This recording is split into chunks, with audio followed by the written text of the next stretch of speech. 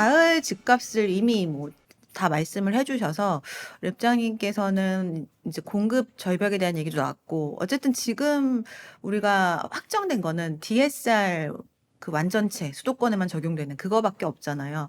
그렇게 됐을 때 대표님께서는 그것 때문에 이제 외곽 지역까지도 좀 동력이 생길 수 있다라고 하셨는데 DSR에 미치는 영향력은 어느 정도일까요? 스트레스 DSR 3단계를 계속 이제 시장에서 우려하고, 이제 거기에 의해서 뭐 빨리 그 매수를 해야 된다라고 하는 네. 그런 수요가 있다라는 걸로 이제 시장에서 해석을 하는데, 뭐 저는 그렇게 보진 않아요. 왜냐하면 그 아예 이제 스트레스 DSR 시행 전부터 3단계를 한 번에 왔다면 이제 갑자기 한도가 몇 억 줄 수 있거든요.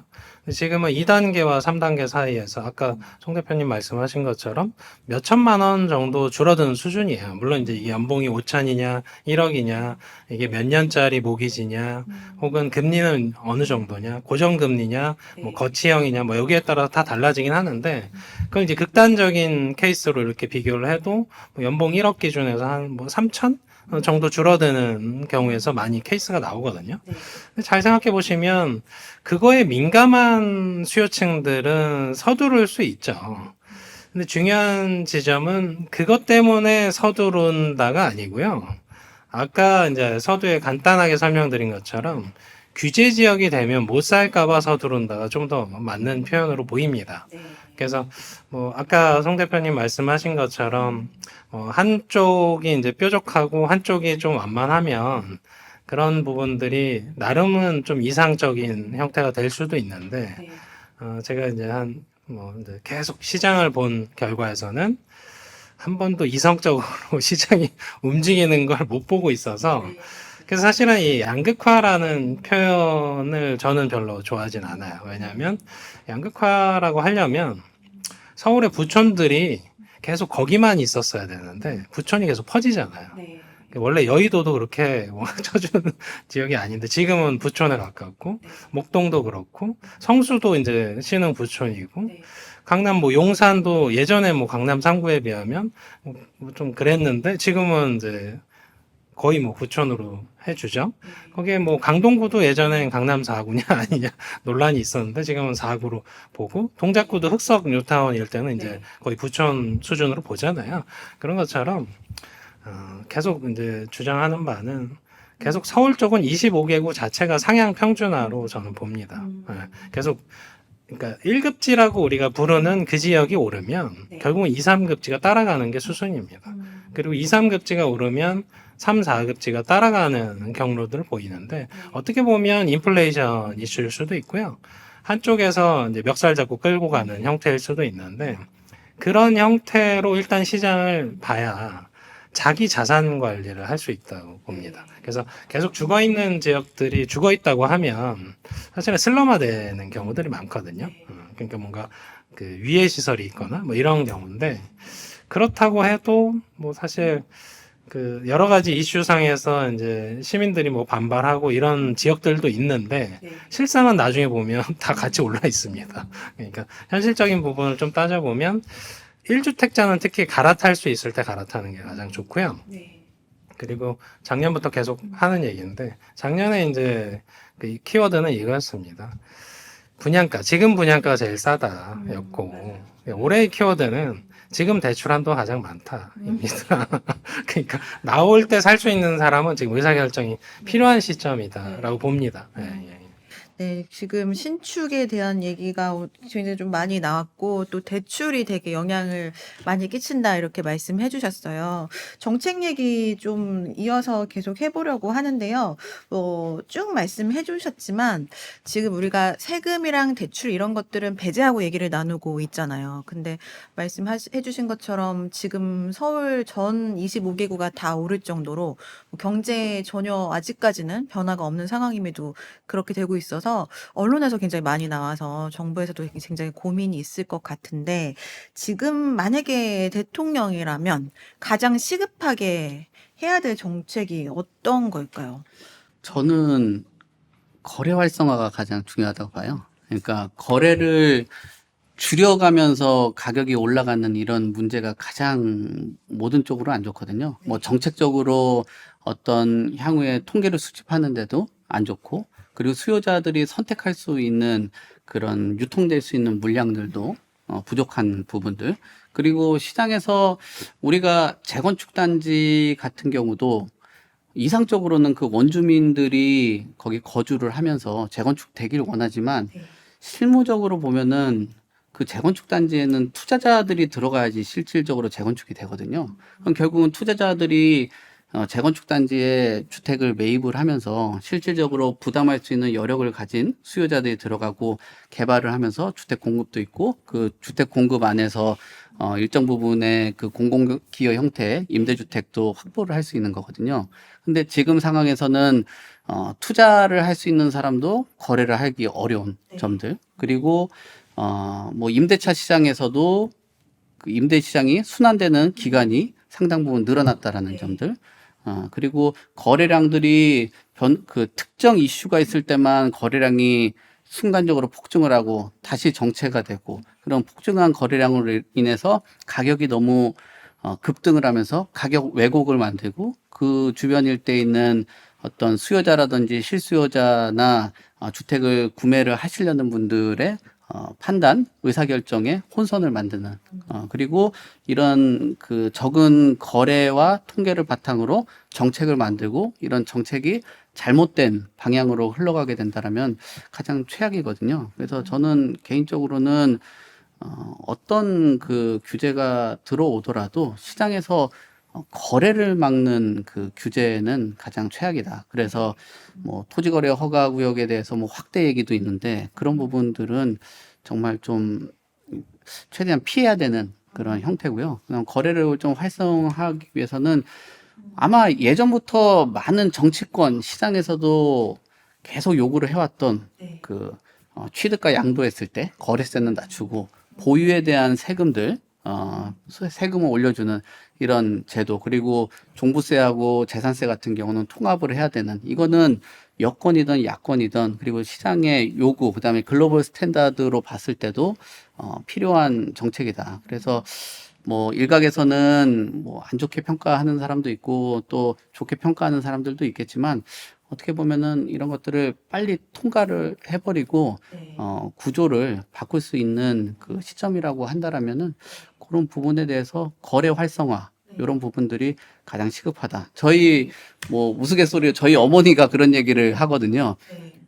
뭐 아들아, 요즘에 그 길에 그 이삿짐 차가 잘 안 보이지 않냐? 그런 얘기를 할 정도로 심각한 거거든요. 이게 단순하게 주택시장뿐만 아니라 파생되는 여러 가지 산업들, 뭐 이런 것들이 경제를 크게 위축하기 때문에 거래 활성화를 할 수 있는 그 정책, 뭐 이런 쪽으로 구조를 빨리 바꿀 필요가 있다. 그렇게 봅니다. 그러고 보니까 거래 되게 많이 된다고 하는데 저도 이삿짐 센터 네. 본 기억이 별로 안 나네요. 다 이사를 안 하고 거래만 뭐 하시는 건지. 임대에서도 빨리 움직이 안 되는 거죠. 뭐 네.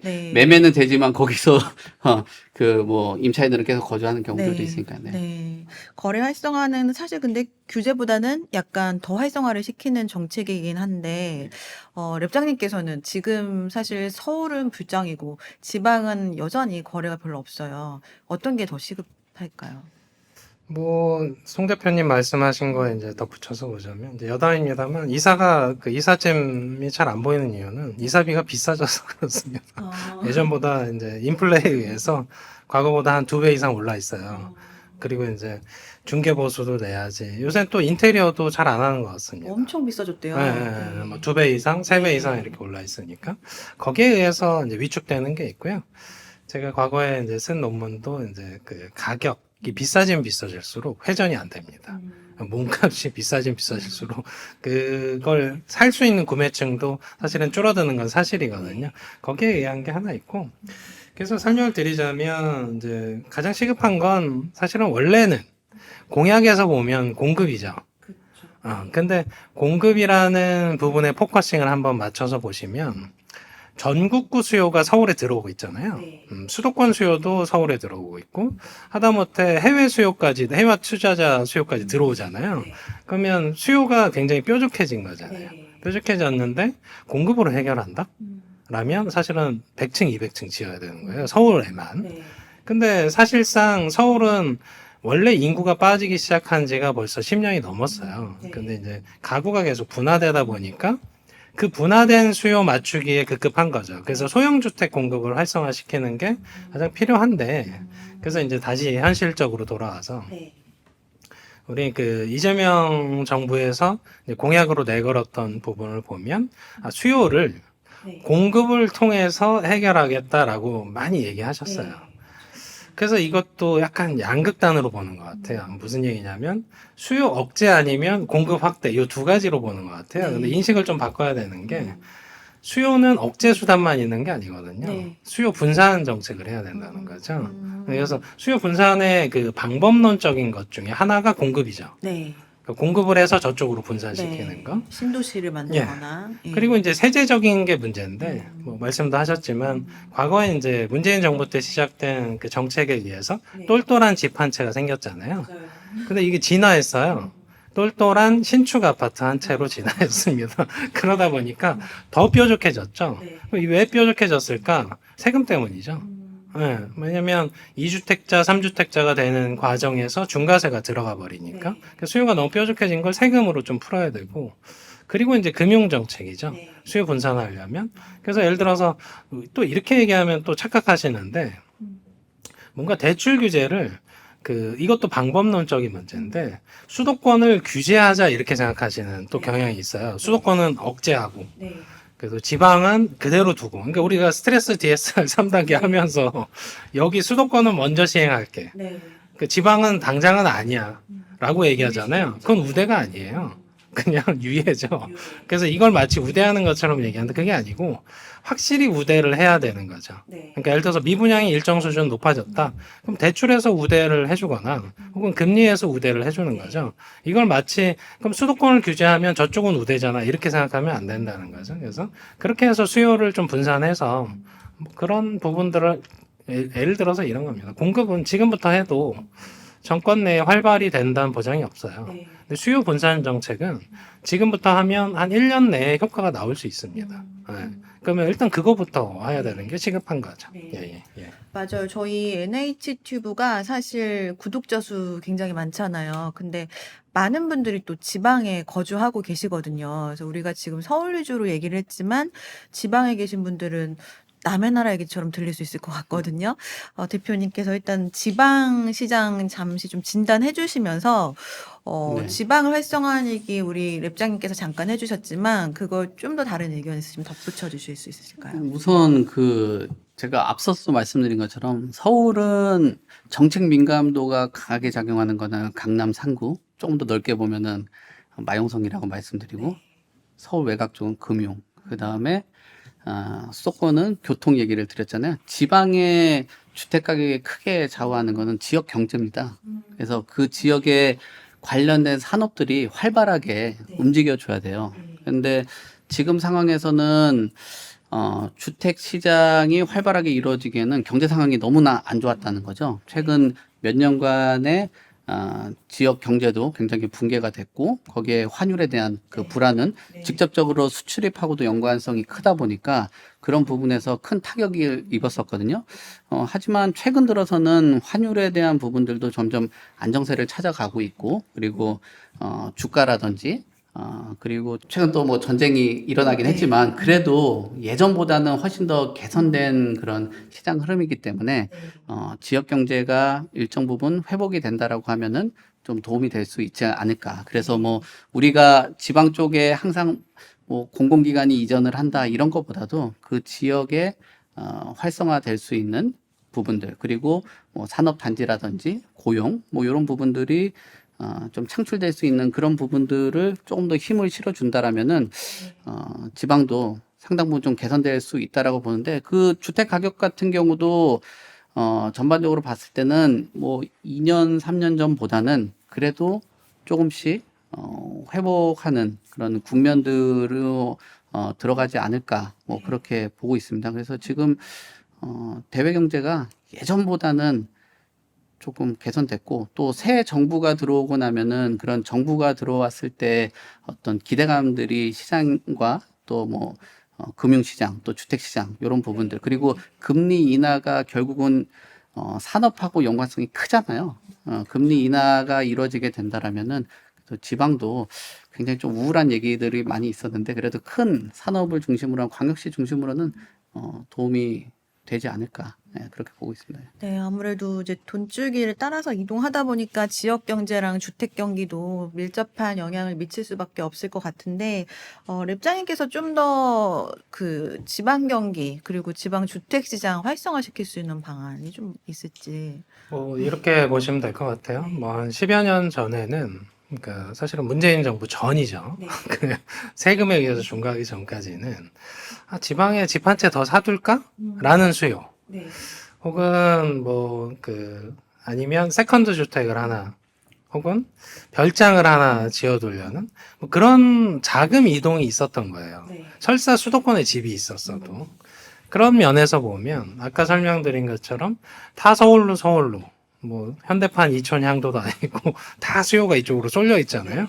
근데 중요한 지점은 그걸 이제 우리가 이제 세제적인 부분, 이제 주택 수로 규제하는 부분들을 완화적으로 하면 마치 서울에 집을 더 많이 살 것처럼 그걸 인식하시는 경향성이 있는데 실상은 그렇진 않아요. 보통 이 부분들, 개수에 의해서 규제하는 부분들이 좀 풀리면 서울에 집이 하나 있어도 자기 고향, 그러니까 우리가 전 국민의 절반이 수도권에 살잖아요. 근데 내가 여유 자금이 있어. 근데 수도권에 또 사는 게 아니라 지방의 자기 고향에 하나를 더 사두는 케이스들이 생겨요. 그러면 수도권 수요가 지방 쪽으로 넘어가는 거죠. 근데 거기서의 수요 창출은 집 한 채를 또 사는 개념인 거예요. 그러니까 한마디로 내 집 마련은 당연히 수도권을 여전히 위시하겠죠. 그럼에도 지방에선 안 산답니다. 주택 수로 규제를 하니까. 그러다 보니까 지방의 여러 채도 결국은 정리하고 서울로 수도권으로 이렇게 되잖아요. 그럼 지방 쪽을 살리려면 서울 수도권 수요가 넘어가야 된다인 거죠. 왜냐하면 한정된 인구에서 원래 나가는 수요도 잡아야 되고 외부 수요도 들어오게 해야 되잖아요. 글로벌 수요가 지방으로 갈 건 아니잖아요. 그러면 서울 수요는 글로벌 수요가 있을지 모르겠으나 지방은 우리가 관광지 활성화 할 때 보면 다 서울 수도권 수요들 끌어당기려고 하잖아요. 그거랑 똑같습니다. 그래서 거기서도 지금 주택의 공급적인 부분에서 양적인 부분을 충족을 했으니까 그럼 질적인 부분들에 의해서 주택을 지었을 때 서울 수도권 수요가 들어올 수 있냐가 굉장히 관건이 돼야 되는데 그게 지금 막혀 있다. 막혀 있으니까 그 막힌 걸 일단 풀고 송 대표님 말씀하신 그 일자리 문제는 사실 어려운 문제인 상황이죠. 그리고 좀 시간이 더 걸릴 수 있으니까 일단은 세금에서의 주택수 규제부터 풀어야 된다가 일단 제 결론이고요. 딱히 대출 부분들을 풀지 않더라도 개수 중심의 중과만 일단 풀어두고 다른 수로 수요가 이제 플러스 알파 수요가 창출될 수 있는 부분들이 지방에선 존재한다. 있는 집도 다 팔려고 내놓으니까 이제 공급 초과가 되는 거잖아요. 그렇게 보시면 단기 정책으로는 뭐 주택 수에 따른 중과를 좀 바꿔야 된다. 이번 기회에. 장기적으로는 송 대표님 말씀하신 것처럼 지역 경제를 좀 활성화시켜야겠고 오래 걸리니 그거는 단기적으로 제일 빠른 게 뭐 세금이나 이런 거니까 그거를 하자라는 이제 말씀이신 것 같아요. 저도 굉장히 동의하는 바인데 돌발 질문 하나 드리겠습니다. 이제 제가 이제 저희 농협은행 고객분들 상담 많이 다니는데 지방 고객들 많다 보니까 요즘에 진짜 지방에서 문의가 많아요. 서울 아파트 사고 싶은데 어디 사야 되냐 그 추천을 해달라는 질문을 많이 하시거든요. 이런 질문들을 가장 시청자분들은 좋아하시니까 그런 질문을 받으셨으면 일단 매입을 하라고 하실지부터 그리고 지역을 뭐 추천해 주신다면 가격에 따라 굉장히 다르겠지만 그래도 그거 좀 이제 무시하시고 추천을 하신다면 강남 빼고 네. 자산 규모 얘기해 주셔야 되는 거 아니에요? 금액대를 조금 얘기를 해볼까요? 그러면 금액대를 한 10억 원 정도. 10억 원 정도요? 네, 현금 10억 원 정도. 현금 10억 원? 네. 만약에 그 서울 쪽으로 본다라고 하면은 뭐 영등포 일대나 이런 일단 쪽 사라고 하시는 건가요? 아, 거주 당연히, 예. 지방에 하고 있는데. 예, 그럼요. 네. 예, 당연히 사라고 말씀을 드릴 수밖에 없는 거죠. 네. 지금 시나리오를 보게 된다라면은 뭐 금리 인하와 또 규제에 대한 이런 부분들이 좀 다양하게 있잖아요. 근데 첫 번째 우리가 시나리오를 보면 금리도 인하를 하고 그다음에 정책적인 그 속도 그러니까 공급에 대한 속도죠. 이런 부분들을 인센티브를 주게 된다라면은 만약에 그 10억이라는 금액이 있다라면 구축 중심으로 전세를 활용해서 매입을 하시는 게 좋을 것 같고요. 만약에 금리가 인하가 되고 뭐 정책적으로 명확한 그 신호를 주기 어렵다라고 하면은 조금 현금을 쥐고 있으라고 말씀은 드리고 싶어요. 왜냐면은 뭐 지금 이재명 정부가 들어오긴 했지만 아직까지도 기존에 있었던 정부 부처가 이어서 갔기 때문에 새로운 그 국토부 장관이라든지 아마 관련된 관계 부처들이 형성이 되려면 시간이 좀 필요할 거예요. 그러면은 그 시간 동안 우리가 그 현금을 쥐고 적정한 그 구축 중심으로 해서 주택을 매입을 하고 가시는 게 좋을 것 같은데 개인적으로 만약에 서울 쪽에 본다라고 하면은 영등포 일대 그리고 영등포 주변으로 보면 뭐 대방이라든지 또는 신길 뭐 이 지역들의 주택을 매입을 하면은 좋지 않겠냐. 그 중에서도 또 정비 사업이 조금씩 움직일 수 있는 그런 지역들 중심으로 보면 좋을 것 같고요. 그리고 뭐 성동구에 있는 뭐 옥수동이라든지 또 광진구 이런 지역들에는 리모델링을 할 수 있는 아파트들 뭐 이런 아파트들은 매입을 해도 좋겠다라고 판단이 됩니다. 뭐 물론 재건축 아파트가 가장 상품성은 좋죠. 하지만 실질적인 뭐 자산 여력이라든지 그리고 지금 주택 공급이 워낙 메말라 있기 때문에 재개발 재건축 외에도 최대한 다양한 방식으로 주택 공급을 해야 되거든요. 그러면은 리모델링이라는 그 대안도 상당히 매력적인 상품이기 때문에 대방, 신길, 그다음에 뭐 옥수동이라든지 자양동이라든지 뭐 이런 쪽에 아파트들을 매입을 하면 좀 그래도 우리 뭐 시청하시는 그 NH 은행의 뭐 고객들에게는 좀 만족할 수 있는 답을 드린 거 아닌가라고 생각됩니다. 저는. 구까지만 말씀드려도 되는데 돈까지 말씀해 주셨어요. 단지명도 알려주세요. 몇 가지는 제가 네, 아무래도 이제 재정비라는 10억이 사실 평균 가격이 10억을 넘었으니까 서울에서는 충분한 금액은 아니다 보니까 이제 재정비나 리모델링 뭐 할 수 있는 지역 위주로 말씀해 주신 것 같아요. 우리 윤 랩장님. 혹시 10억 원이 레버리지도 가능한 건가요? 레버리죠? 네. 대표님께서 대출도 끼는 건가요? 뭐 저는 전세 활용까지는 한 거니까. 네. 전세까지 감안해서 그러면 뭐 한 15억까지는 볼 수도 있는 거네요. 현금 그쵸, 뭐 지금 기준으로 전세가율이 해서. 50%대니까. 네. 예.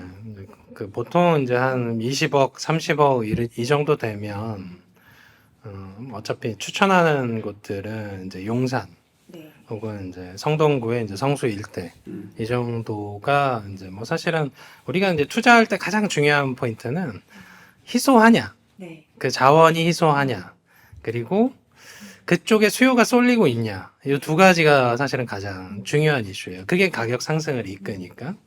근데 이제 가격대가 이제 애매해지는 거죠. 실상 이제 최근 들어서 이제 서울 평균이 10억 넘었다 하지만 저희 데이터 기준으로는 뭐 2, 3년 전에 이미 평균 10억 돌파했고 저희 평균으로는 14억이에요.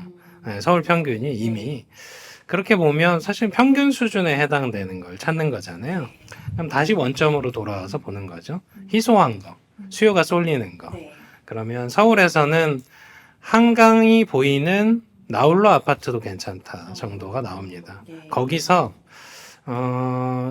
어떻게 보면 영구 조망이 되는 케이스, 그러니까 100세대 미만에서는 가격대가 10억, 15억에서 찾을 수 있거든요.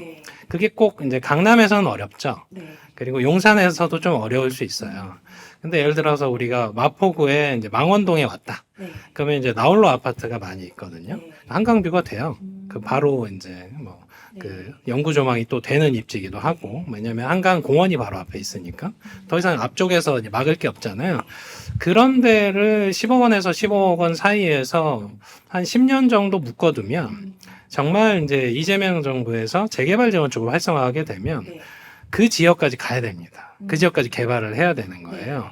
그러면 한강뷰가 되는 영구 조망이 가능한 입주권이 생기는 조합원이 될 여지가 생기는 거죠. 네. 10억 원이 애매한 금액인데. 맞아요. 네. 그래서 뭐 그 부분을 뭐 합정에 가서 찾으실 수도 있는 거고, 네. 대신 이게 단지 규모가 커지면 그 돈으로 안 됩니다. 네. 그러니까 맞아요. 금액대에서 맞춰서 보게 되면 한강뷰라는 희소재를 미리 잡아둔다 개념에서 보시면 재개발 재건축 활성화 시 한강뷰가 되는데 위주로 그래도 재개발 재건축이 좀 빠를 거다라고 보니까 네.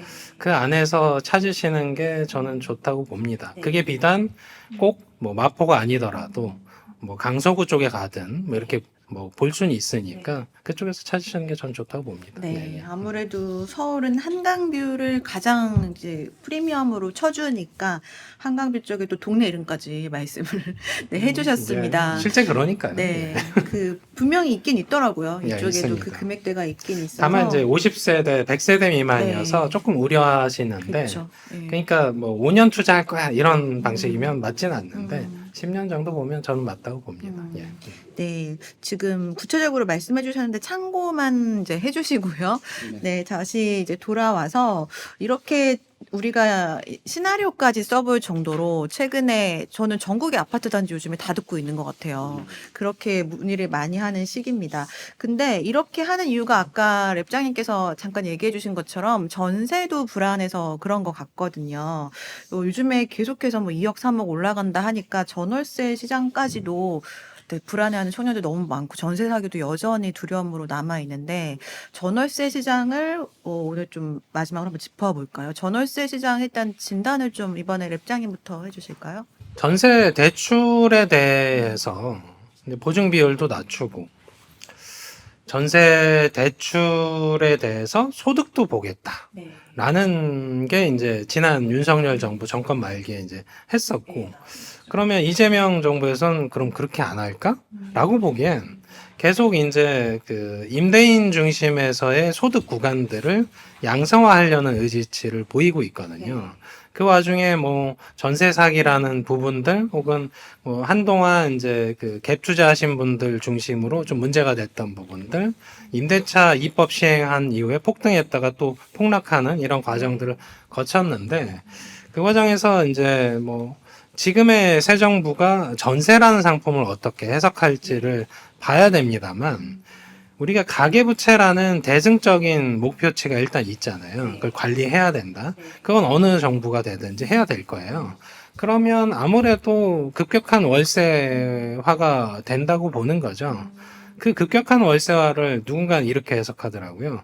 전세에서 수요가 빠져서 월세로 가니까 월세값은 오르겠지만 전세에서 수요가 빠졌으니까 전세값은 떨어진다 이렇게 해석하시는데 웬걸 그게 아니고요. 전세라는 상품 자체가 희귀재가 되는 거죠.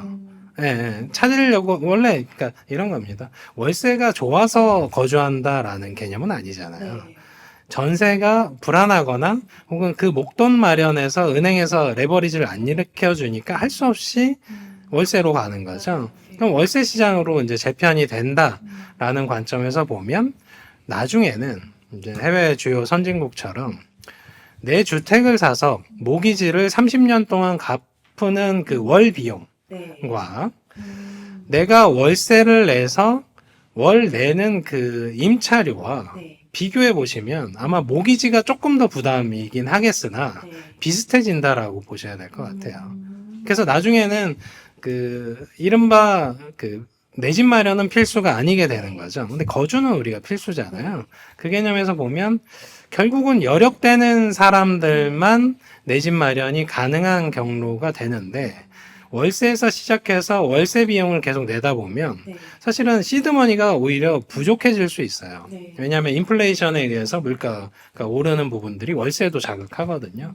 그 관점에서 보시면 차후에 이제 이 시장에서 선택해야 될 부분은 내 집 마련해서 그 이사는 안 하는 상태에서 그 무형에 또 아끼는 비용이 있잖아요. 자기 집에 거주하면 이사 비용도 아끼고 복비라고 하는 중개보수도 아낄 수 있으니까. 건강도 좀 좋아질 것 같아요. 스트레스 안 네. 받아서. 다만 네. 이제 이자 압박에 의해서 건강이 악화될 수도 있으니까 그런 부분들에 대해서 취사 선택만 남는다고 봅니다. 네.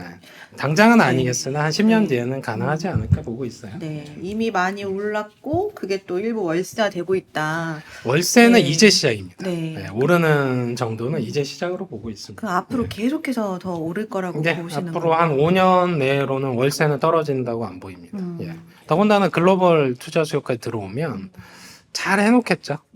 그리고 이제 공유하는 형태들의 원룸들을 많이 공급하겠죠.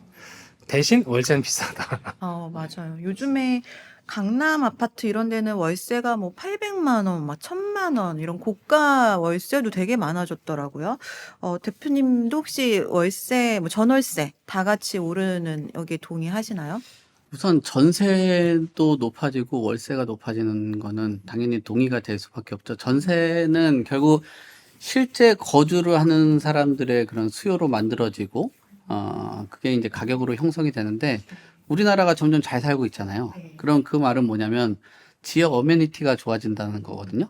그럼 그 지역의 뭐 기반시설이라든지 교통이라든지 이런 것들이 점점 좋아지는데, 주거로서 지불해야 되는 비용이 높아지는 건 당연할 수밖에 없거든요.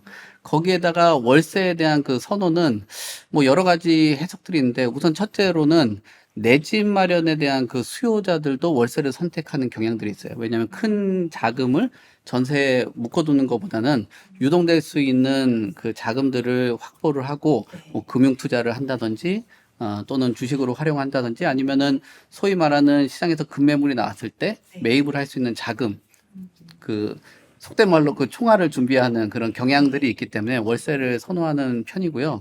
그리고 월세 가격이 뭐 좀 저렴하다라고 평가하시는 분들도 많아요. 아까 800, 1000 얘기하셨잖아요. 강남 원베일리 아파트를 만약에 뭐 약 한 뭐 800에서 한 1000만 원 정도 내면 1년이면 한 1억 정도 들거든요. 30년 살면 30억이에요. 네. 근데 원베일리 꽤 괜찮은 게 한 100억 하거든요. 그 월세가 더 싼, 예? 그 거주를 하면서 더 싸게 느껴지는 그런 네. 경향들이 있죠. 그래서 월세에 대해서 우리가 전세 쏠림 현상들이 많다 보니까 월세가 소위 말하면 뭐 저평가 받았다라는 그런 인식들도 있는데 그런 것들이 자산 가격이나 주택 가격 오르는 거 대비했을 때 여전히 좀 주요 지역, 특히 초고가 시장에서는 좀 저렴하게 반응을 한다. 그리고 요즘에 뭐 보유에 대한 그 세금이라든지 물가 상승이나 이런 것들이 올라가다 보니까 집주인들도 월세를 선호를 하는, 그러니까 수요자들과 임대를 공급하는 공급자들도 서로 매칭이 되고 있어서 이런 것들도 일정 부분 합의가 되면서 월세에 대한 그 가격뿐만 아니라 선호 현상이 높아지고 있다. 그리고 전세 같은 경우는 지금 사실 이거는 구조적으로 좀 변화를 줄 필요가 있어요. 우리나라의 주택의 그 정책의 문제, 그리고 디자인을 하는 정책 디자인의 문제가 뭐냐면, 말은 내 집 마련을 할 수 있도록 뭐 최대한 하겠다라고 이야기는 하거든요. 근데 전세는 자금 대출 받으면은 한 80%가 나와요. 근데 집을 살려고 하면 한 40~50% 정도만 실질적으로 안 나오거든요. 그러면은 그 미국이나 이런 것들처럼 뭐 한 80~90% 정도 대출을 해준다면 전세를 선택할 건지 매매를 선택할 건지 가격이 조금 차이가 나더라도 선택을 할 텐데 이 디자인 자체가 전세는 대출을 많이 하니까 사람들이 구조가 비자발적으로도 이쪽으로 움직이는 구조거든요. 목돈이 있지 않은 이상. 그렇죠. 예. 그러면은 그것보다는 전세하고 매매하고의 그 대출할 수 있는 비중의 크기를 최대한 줄일 필요가 있다. 네. 최소한 여기가 80% 나오면은 뭐 한 70% 정도 나와야 되는데 여기 80%뭐 이거저거 다 따지고 하면은 뭐 실무적으로 한 40~50% 정도 대출 나오는 이런 문제는 내가 사고 싶어도 못 사고 비자발적으로 전세를 선택하는 일, 뭐 이런 것들이 있겠죠. 그러다 보니까 이 전세 쪽으로 사람들이 수요가 몰려가고 그 몰려간 수요들이 지금 임대차 3법으로 인해서 순환이 못하고 또 전세 가격에 대한 그 뭐 이제 뭐 부르는 게 값이 돼버리는 이런 구조가 되는 거죠. 그리고 이런 대출에 대한 부분도 앞서서도 조금 더 앞에 얘기를 하면은 뭐 스트레스 DSR 3단계 같은 경우 지금 수도권에 예정이 되어 있잖아요. 지방주택 시장 같은 경우는 스트레스 DSR이 2단계 유지인데 2단계가 아니라 1단계 아니면은 폐지를 해버려야지 지방의 그 부동산 시장이 살아날 정도로 이 우리나라 국내 금융시장의 이런 전세, 그 다음에 어떤 대출에 대한 그 신용에 대한 그 규제 이런 것들이 일정 부분 조금 균형을 맞춰가지고 가줘야지 그 대출을 받는 사람의 디자인이 한쪽으로 쏠리게 되는 이런 문제들을 좀 바꿀 필요가 있다. 뭐 그렇게 봅니다. 네, 맞아요. 뭐 돈이 많으면 뭐가 걱정이겠냐만 돈이 없으면 대출이 충분히 안 나면 집 사고 싶어도 지금 못 사니까 전세 쪽으로 많이 쏠릴 수밖에 없다. 그래서 뭐 지분형 모기지 이런 것도 전 정권에서 나왔었잖아요. 이제 어떻게 될지는 모르겠지만. 근데 지분형 모기지에 대해서는 어떻게 생각하셨어요? 뭐 진화형이죠. 음. 뭐 예전에 토지 임대부 주택 네. 혹은 뭐 만원 주택 뭐 이런 식으로 혹은 그 공유형 모기지 형태들 뭐 그렇게 해가지고 그 건물에 대한 소유권과 토지에 대한 부분을 분리하는 개념도 있고 네. 뉴홈에도 그런 형태들이 있어요. 일단 분양형으로 좀 살다가 이제 나중에 이제 그 임대형이죠. 임대형으로 좀 살다가 이제 분양으로 전환하는 그렇게 할 수 있는데 이 형태의 특징은 그 구분법 형태에서 부동산을 분할할 거냐 금융을 분할할 거냐의 차이예요. 네. 지금 요번에 나온 건 금융 쪽을 분할하는 겁니다. 대출에서 이제 외부에서 은행권에서 이제 투자를 하는 개념이죠.